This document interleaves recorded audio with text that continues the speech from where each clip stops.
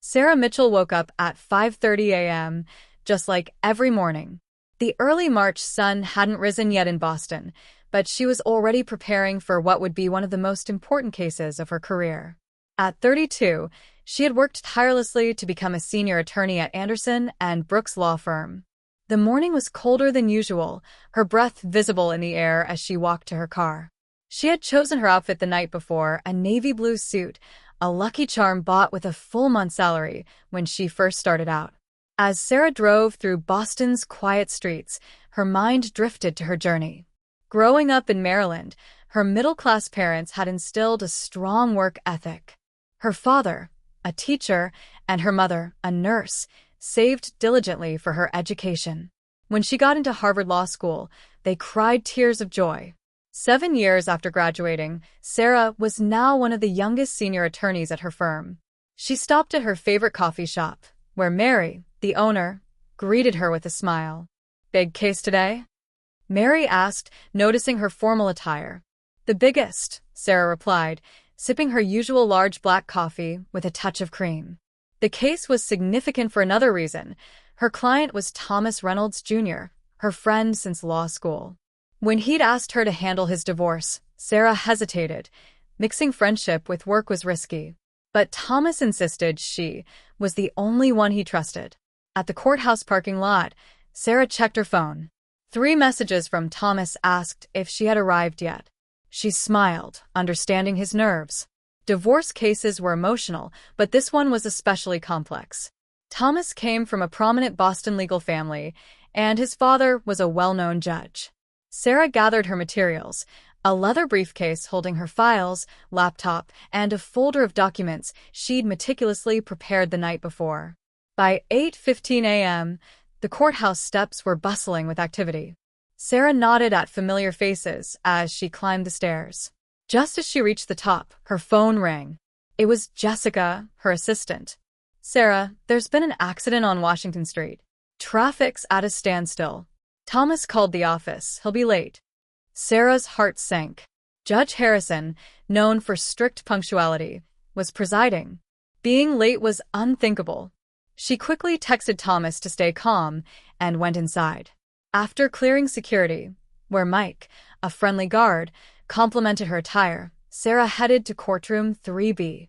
She mentally rehearsed her opening statement, perfected through hours of preparation. To her surprise, she noticed a different clerk at the desk, a sign that Judge Harrison was absent. Sarah checked her watch.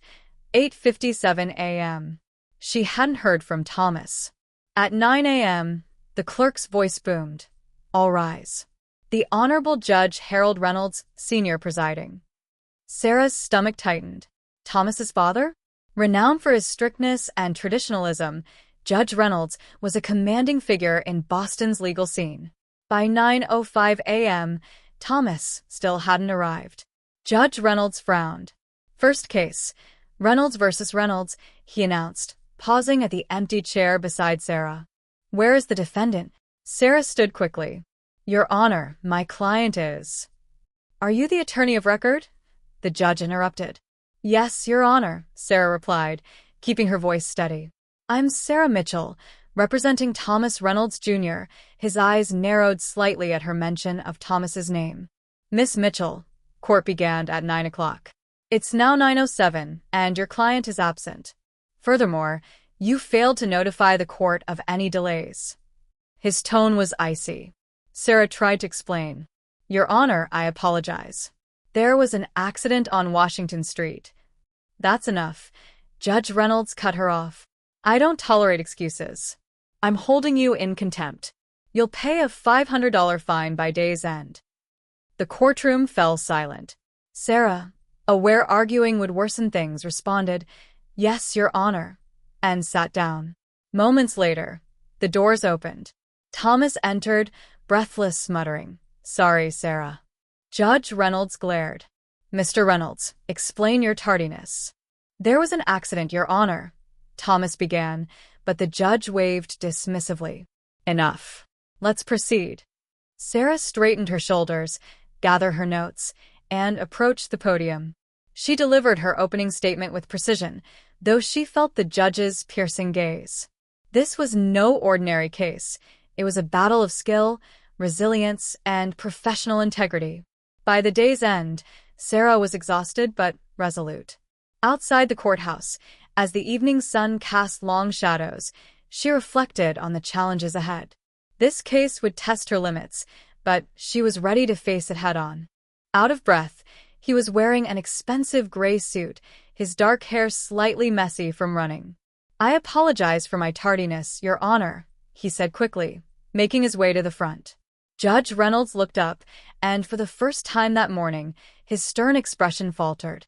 His son was walking toward the defense table, where Sarah, the lawyer he had just fined, was sitting. Thomas leaned over and whispered something to Sarah, who nodded professionally.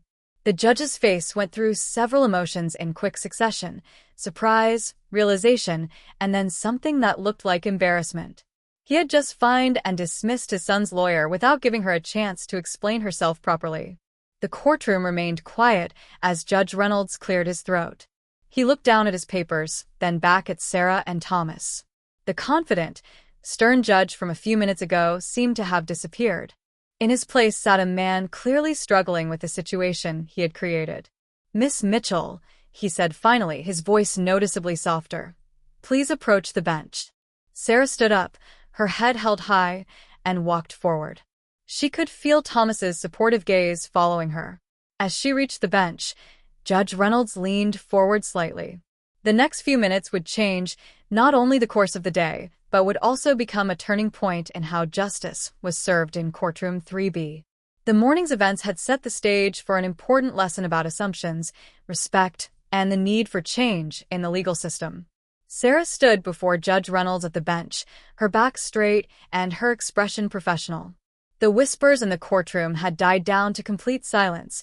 Everyone was watching this unexpected drama unfold between the strict judge, his son's lawyer, and his son. "Miss Mitchell," Judge Reynolds said quietly, making sure only she could hear him, "I believe we need to discuss this situation in my chambers."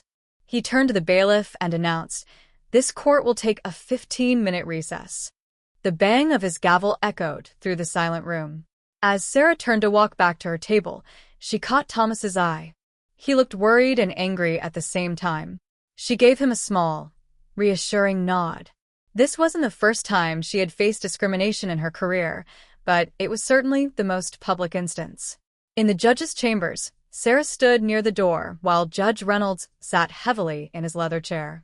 The room was impressive, with walls lined with law books and certificates. A large window overlooked the Boston skyline, but neither of them paid attention to the view. "Please sit down," Judge Reynolds said, gesturing to a chair. His voice had lost its earlier harshness. Sarah sat down, keeping her posture perfect and her expression neutral. She had learned long ago that maintaining professionalism was her best defense in uncomfortable situations. "I owe you an apology, Miss Mitchell," the judge began, removing his glasses and rubbing his eyes. "My behavior in the courtroom was inappropriate." He looked older now, more tired than stern. "I made assumptions that I shouldn't have made." Sarah took a deep breath before speaking. "Your Honor, I appreciate your apology. However, I think we both know this isn't just about this morning's fine." Her voice was calm but firm. "This is about something much deeper." Judge Reynolds looked at her for a long moment. "You're right," he admitted. "I've been a judge for 15 years. I've always prided myself on being fair and just. But today," he paused, struggling with his words. "Today I saw something in myself that I'm not proud of." Just then, there was a knock at the door. It was Thomas. He entered the room, looking between his father and Sarah. The tension in the room was thick enough to cut with a knife.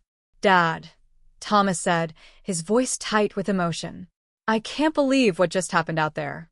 Sarah is one of the best lawyers in Boston. She graduated top of our class at Harvard. She's won more cases in the past year than most lawyers win in 5 years. Judge Reynolds held up his hand to stop his son. "I know, Thomas. I know all about Miss Mitchell's achievements now. That's part of my shame. I should have known them before I made my judgment." Sarah leaned forward slightly. "Your Honor, I don't want your shame. What I want is change. Real change." She pulled out a folder from her briefcase. I've been keeping track of similar incidents in courtrooms across Boston. This isn't an isolated problem. The judge looked surprised as Sarah handed him the folder. Inside were carefully documented cases of bias in the courtroom, not just against Black lawyers, but against women and minorities in general. She had been collecting this data for years, waiting for the right moment to present it. These are all from the past 2 years, she explained. Each case represents someone who faced unfair treatment in our justice system, not because of their actions, but because of how they looked or who they were. Judge Reynolds flipped through the pages, his face growing more serious with each one. Thomas moved closer to look over his father's shoulder, his expression changing from anger to shock as he read. "I had no idea it was this widespread," Thomas said quietly. His father remained silent, still reading through the documents. Finally, Judge Reynolds looked up at Sarah. "What do you suggest we do about this?" he asked, his voice different now, not the voice of a judge speaking to a lawyer he had just fined, but of someone genuinely seeking guidance. Sarah sat up straighter. This was the moment she had been waiting for. "I have some ideas," she said. "But first, we need to return to the courtroom. We have a divorce case to handle professionally, and then we can discuss how to make real changes in our legal system." The judge nodded, standing up. As they prepared to return to the courtroom, all 3 of them knew that this morning's incident had opened a door that couldn't be closed. What had started as a simple divorce case had become something much more important, a chance for real change in the Boston legal system. When they returned to the courtroom, everyone could feel that something had changed. Judge Reynolds sat straighter in his chair, and his first action surprised the entire room. He cleared his throat and addressed the court in a clear, strong voice. "Before we continue with today's proceedings, I need to make a public statement," he announced. "I owe Miss Mitchell an apology. My earlier actions were inappropriate and showed poor judgment. The contempt charge and fine are dismissed." He paused, looking directly at Sarah. "Please proceed with your case, Miss Mitchell." Sarah stood up, her case files neatly arranged before her. The other lawyers in the courtroom watched with interest. It wasn't every day they saw Judge Reynolds admit he was wrong. Some of them had been practicing in front of him for years and had never witnessed anything like this. "Thank you, Your Honor," Sarah said professionally. "In the matter of Reynolds versus Reynolds, we are here today to discuss the terms of divorce between Thomas Reynolds Jr. and Elizabeth Reynolds." Her voice was clear and confident, showing no sign of the earlier confrontation. As Sarah presented the case, she noticed Judge Reynolds paying careful attention to every word she said.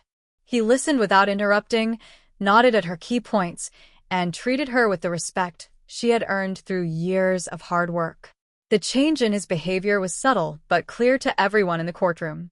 Thomas sat nearby, his expression calm, knowing that something meaningful had shifted. Thomas sat quietly beside Sarah, observing his father and lawyer. He felt pride in both of them, Sarah for handling the situation with professionalism and grace, and his father for acknowledging his mistake and working to change.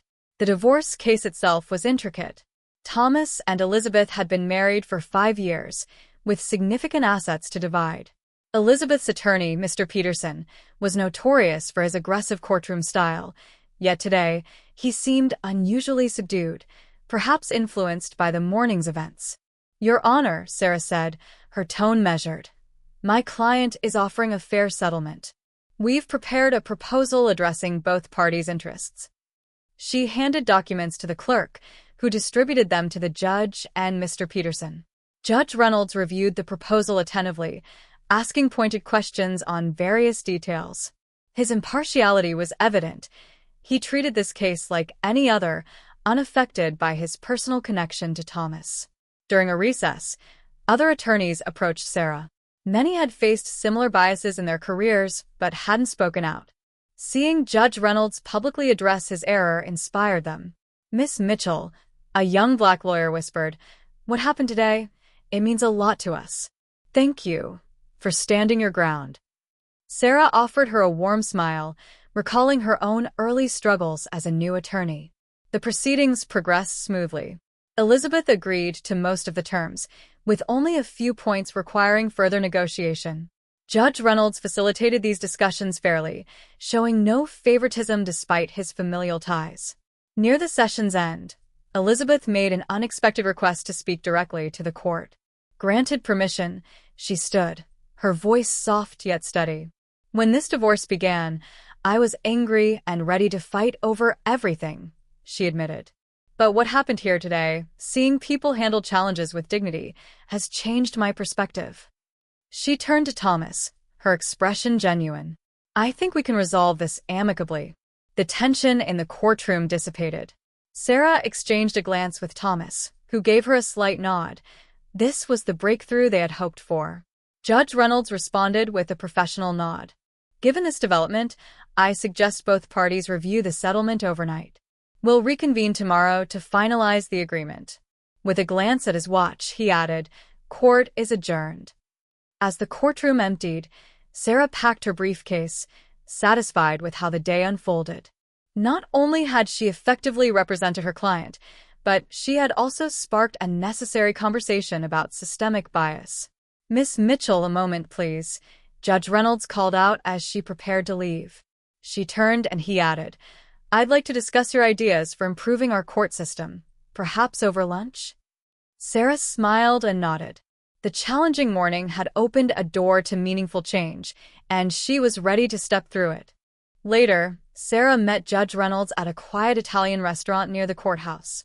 The judge, now in a modest suit rather than his judicial robes, looked more like a reflective father than a stern authority figure. "Thank you for meeting me," he said as she sat down. "I've been thinking a lot about this morning and the documents you shared." Sarah sipped her water, glancing at the courthouse visible through the window. "I appreciate you taking this seriously," she said. "It's not easy to confront these issues." "Please call me Harold," he replied, his tone softer than earlier. "I've prided myself on fairness for 15 years, but today was a wake-up call." The waiter arrived, but neither had looked at the menu.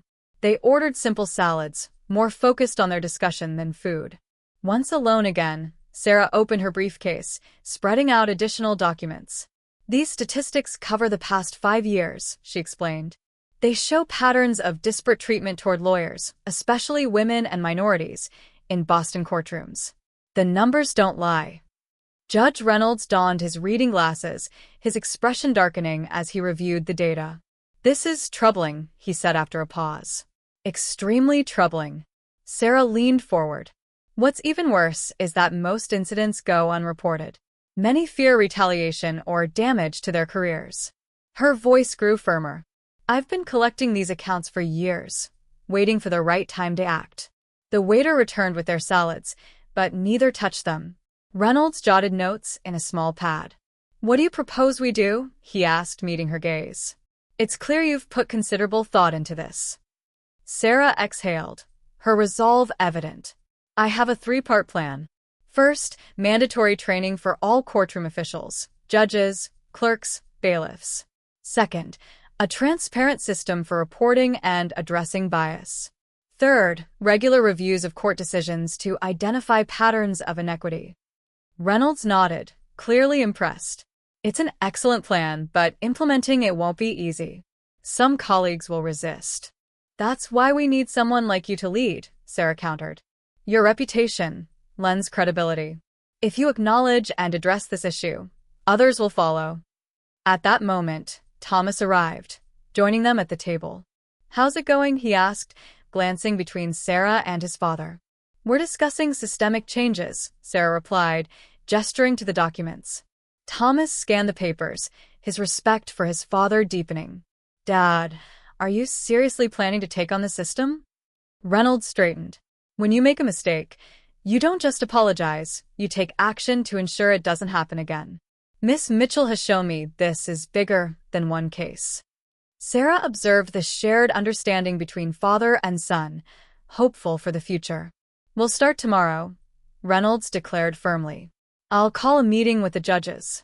Miss Mitchell, would you present your findings and plan?" "With pleasure," Sarah replied, her determination unwavering. The events of the day had set the stage for a long-overdue transformation in Boston's legal system.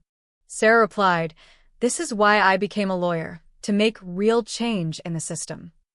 As they finished their lunch, all three knew this was just the beginning.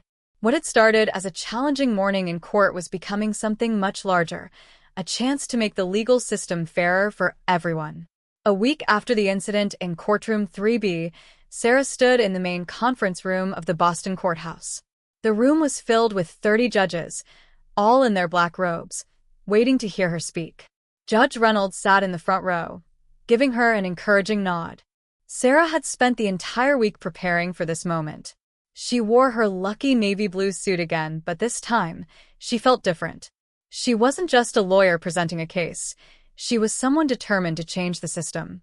"Good morning, Your Honors," Sarah began, her voice clear and confident.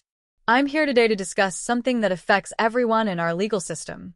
She clicked her laptop, and the first slide appeared on the large screen behind her. The presentation showed real stories and data that couldn't be ignored. She shared examples of unfair treatment, backed by the statistics she had collected over the years. Some judges shifted uncomfortably in their seats, while others leaned forward, clearly intrigued. "Last week," Sarah continued, "something happened in courtroom 3B that could have been just another story in my files. Instead, it became a turning point." She looked at Judge Reynolds, who stood up to join her at the front of the room. "My colleagues," Judge Reynolds addressed the room, "last week, I made a mistake that opened my eyes. I treated a highly qualified lawyer with disrespect because of unconscious bias. That lawyer turned out to be my son's attorney." He paused, letting his words sink in. But the real issue isn't about who she was. It's about how we sometimes make quick judgments without realizing it. The room was completely silent. Many of the judges had known Harold Reynolds for years, and seeing him admit his mistake publicly was powerful. Some began nodding, perhaps reflecting on their own similar moments. Sarah then presented her three-part plan. As she explained each part, she noticed more judges taking notes. Even those who had seemed skeptical at first were now paying close attention. "The training program will be practical and specific," Sarah explained, showing examples of real situations and how to handle them better. "We're not here to blame anyone. We're here to strengthen our legal system and make it fairer for everyone." During the question and answer session, hands went up around the room. An older judge who had been on the bench for 30 years spoke up. "Miss Mitchell, I've seen similar issues in my courtroom but never knew how to address them. Your plan gives us concrete steps we can take." Another judge, a woman who had been one of the few females on the bench for years, added her support. "This isn't just about race or gender," she said. "It's about ensuring fair treatment for everyone who enters our courtrooms." As the presentation continued, more judges shared their experiences. Some talked about witnessing bias in their courtrooms, but not knowing how to intervene. Others admitted to making similar mistakes themselves. Near the end of the session, Judge Reynolds made an unexpected announcement. "I am creating a special committee to implement Ms. Mitchell's plan," he said, "and I'm asking her to lead it." Sarah was surprised. She looked at Judge Reynolds, but he continued, "Who better to lead this change than someone who not only identified the problem but also developed a solution?" The judges voted right there to approve the plan. 28 out of 30 voted yes, making it official. Sarah would now work directly with the court system to implement real changes. As the meeting ended, judges approached Sarah one by one. Many wanted to join the committee, while others shared their stories or offered support. What had started as one incident in one courtroom was now growing into a movement. Thomas, watching from the back of the room, approached Sarah with a big smile. "You did it," he said proudly. Sarah looked around at the judges still discussing the presentation. "No," she said thoughtfully. "We're just getting started. The real work begins now."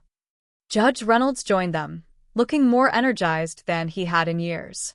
"Ready to change the world, Miss Mitchell?" he asked with a smile. Sarah gathered her materials, thinking about the future lawyers who would benefit from these changes. "One courtroom at a time, Your Honor. One courtroom at a time." 6 months later, the courthouse was a different place. Signs around the building announced regular training sessions, and a new office had been established to handle reports of unfair treatment. Sarah's small idea had grown into a major initiative. On this particular morning, Sarah was conducting one of the training sessions she had designed. The room was filled with new lawyers, judges, and court staff.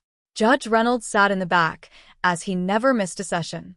"Let's discuss real situations," Sarah said to the group. "People understand better when we use real cases, not just theory. Can anyone share an experience?" A young Asian lawyer raised her hand. "Last week, someone assumed I was the translator instead of the defense attorney," she said. "But thanks to the new reporting system, I knew how to handle it, and it was resolved immediately." Sarah nodded, writing the example on the whiteboard. These were the kinds of stories she had been collecting for years, but now they were being used to create positive change. The room buzzed with people taking notes and asking questions, eager to learn. During the lunch break, Sarah sat with Judge Reynolds in his office. They regularly met to discuss the program's progress. On his desk was a report showing impressive results. "Complaints of unfair treatment are down 40%, Judge Reynolds said. "But more importantly, when problems happen, they're being addressed immediately." Sarah smiled. "And look at this," she added, pointing to another page. "More minority lawyers are taking cases here. They say they feel more welcome now." Thomas knocked and joined them, smiling. "Did you tell her about the award?" he asked his father. Judge Reynolds looked embarrassed. "I was getting to that," he said. "The State Bar Association wants to give our program an award for innovation in legal justice. They want to use it as a model for other courthouses across the state." Sarah was surprised. She hadn't started this work for awards or recognition. She simply wanted to make things better. But the awards signified how far they had come.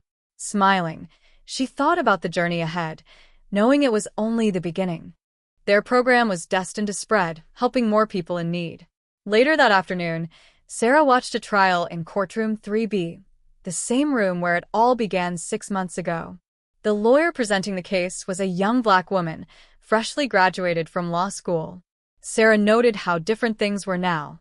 The judge, an older man who had initially been skeptical of the program, listened intently to the young lawyer's arguments. He asked respectful questions and gave her the time to explain her points fully. It was precisely the kind of change Sarah had dreamed of.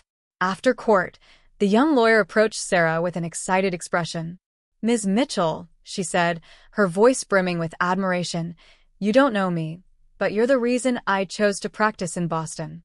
When I heard about what you did here, I knew this was where I wanted to start my career." Sarah felt tears sting her eyes, but held them back. This was why she had worked so hard, not for herself, but for lawyers like this young woman who deserved a fair chance to prove their abilities. At the end of the day, Sarah packed up her belongings and headed home.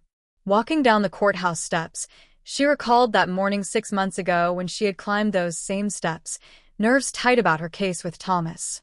Judge Reynolds was leaving at the same time and stopped at the bottom of the stairs, turning back to glance at the courthouse. "You know, Ms. Mitchell," he said thoughtfully, "sometimes the best things in life come from our biggest mistakes." Sarah nodded, thinking about how one challenging morning had led to such transformative change. "It's not about the mistakes we make," she replied. "It's about what we do to fix them." As they walked to their cars, they discussed plans for expanding the program to other courthouses. What had begun as one judge's mistake and one lawyer's courage was now reshaping the entire legal system. A year had passed since that fateful morning in courtroom 3B. The Boston courthouse was hosting a special ceremony in its grand hall. Lawyers, judges, and court staff from across the state gathered to celebrate the first anniversary of what was now called the Mitchell Program. Sarah stood at the podium, addressing over 300 attendees. Among them, she saw familiar faces like Judge Reynolds and Thomas, but what moved her most were the many new faces, young lawyers from diverse backgrounds who now felt welcomed in the halls of justice. "1 year ago," Sarah began, "I walked into a courtroom expecting an ordinary day. Instead, something happened that changed not only my life but our entire legal system." She paused, looking at Judge Reynolds, who smiled encouragingly. The hall was decorated with charts and graphs showcasing the program's success over the past year. 20 other courthouses across the state had adopted their training program. Reports of unfair treatment had dropped by 65%, and the number of minority lawyers practicing in state courts had risen by 40%. But numbers don't tell the whole story, Sarah continued. The real success lies in the stories I hear every day. She pointed to a young Hispanic lawyer in the crowd, like Maria Torres, who won her first major case last month, or James Chen, who now leads our training program in Springfield. Judge Reynolds took the podium next. His demeanor was markedly different from a year ago. He seemed warmer and more approachable. When Ms. Mitchell first showed me the statistics in my chambers, I was ashamed, he admitted. But she taught me that shame without action helps no one. It's what we do to create change that matters. The ceremony included a surprise announcement. The state Supreme Court had decided to make the Mitchell program mandatory in all courthouses across Massachusetts. What began as an isolated incident would now ensure fairness across the entire state. Thomas shared his story next.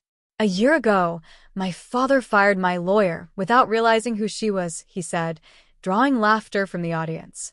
Today, he and Sarah work together to ensure no one else faces that kind of treatment again. Sometimes the best partnerships come from the most unexpected places.